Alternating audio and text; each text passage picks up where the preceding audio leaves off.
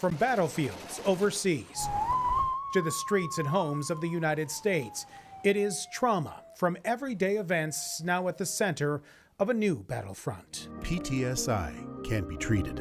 A nonprofit is working to change the name for those survivors of trauma from PTSD, post-traumatic stress disorder, to PTSI, replacing disorder with injury. Conversations like this help enormously. Dr. Frank Ochberg is a psychiatrist and expert in post-traumatic stress who treated veterans returning from war and saw the impact of what once was called shell shock or war fatigue before Vietnam.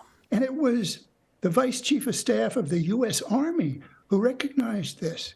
He's sending men into battle, and they come back, and they have flashbacks. I was part of that 45 years ago. We called it PTSD then because we didn't realize that disorder would be stigmatizing. Right. And now we do, and it's high time the doctors who created that label change it to PTSI for injury. I think we have a majority. He is now leading the charge on this new front. Having the term PTSD or disorder really prevents people from seeking care.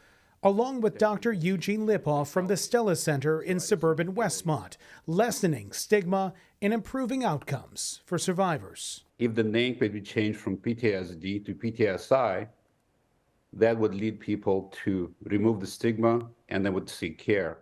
Dr. Lipoff published the findings of a new survey of 3,000 people, in which a vast majority, 71% of women and 68% of men, said that change in wording would lessen the stigma for them and help many people beyond veterans. The most common group of people who have PTSI is abused women.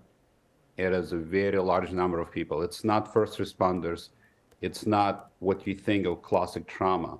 But even being ignored for a long time, being starved, not hurt physically, can cause PTSI, and it could ruin lives forever unless you treat it, and there are treatments available currently.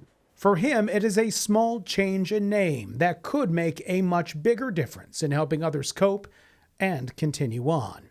You can find more on his research and the push for that name change on his website, DrEugeneLipoff.com. Sean Lewis, WGN News.